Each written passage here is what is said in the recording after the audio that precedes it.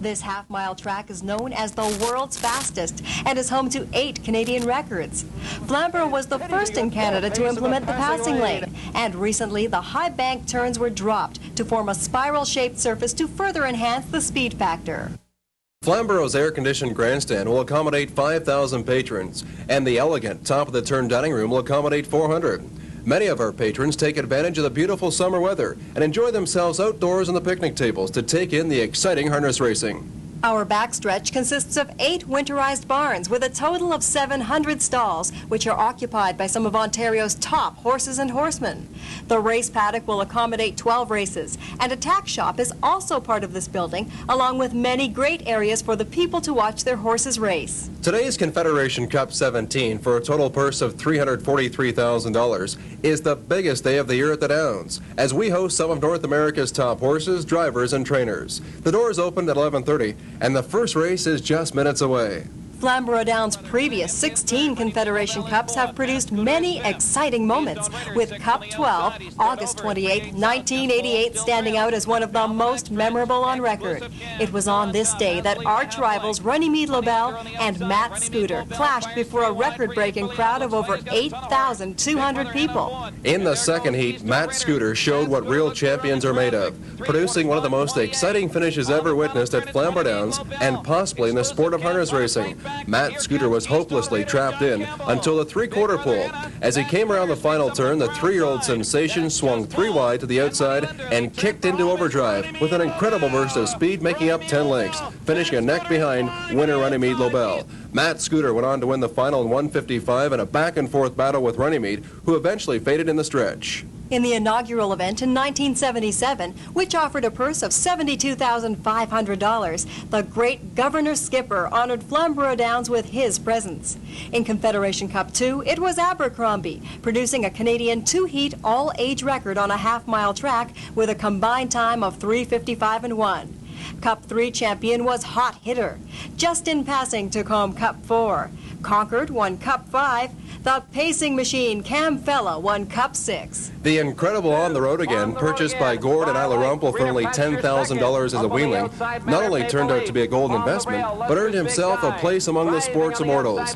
OTRA's 1:56.1 victory in Confederation Cup 8, the fastest mile ever in Canada by a 3-year-old on a half-mile track, earned him $202,500, and it didn't stop there. His total 1984 earnings of $1.7 million set a record for a single season earnings.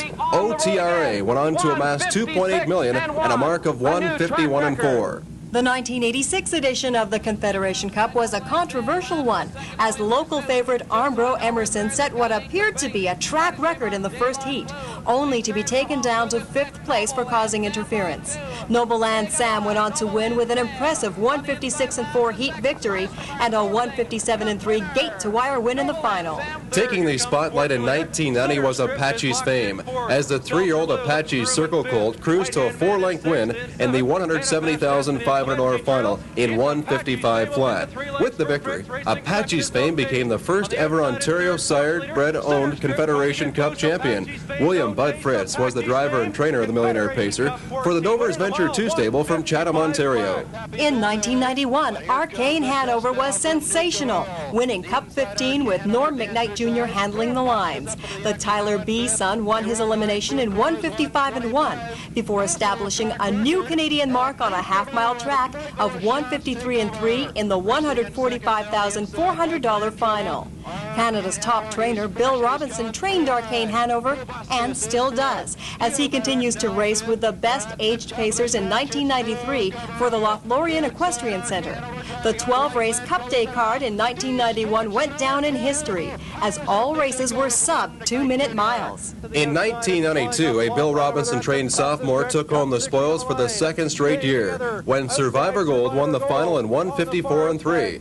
After eluding road trouble in his elimination, which he won, Survivor Gold came from off the pace in the 9-horse final and then held off a late-charging Bull Vaughn's Dream to win Confederation Cup 16. Doug Brown scored his first ever Cup win, driving for the Lowbro Stables and John Arts. Not only have the winners become household names, horses like Direct Scooter, General Star, Flight Director, Cowboy Spur, Ralph Hanover, High Class Minbar, BJ Scoot, Top Notcher, Keystone Raider, and Staying Together used their Confederation Cup appearances as stepping stones to even bigger accomplishments. As one of the jewels in what has been described as the Canadian Triple Crown of harness racing, the Confederation Cup is every bit as demanding as its sister races, the North America Cup and the Prix d'Été. It also involves heat racing in one day under fierce competition.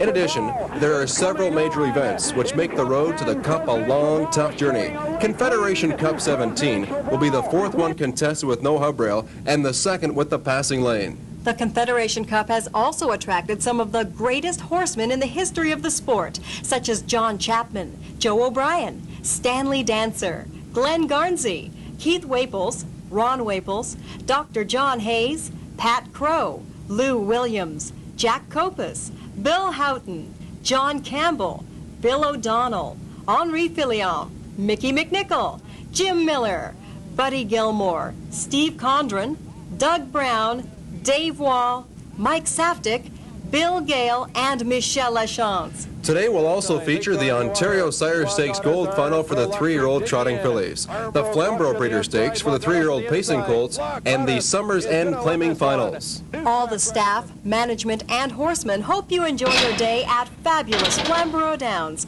And for all of our friends picking us up on the satellite, good luck. And we hope to have you linked up to us again in the very near future when we embark on our teletheater network.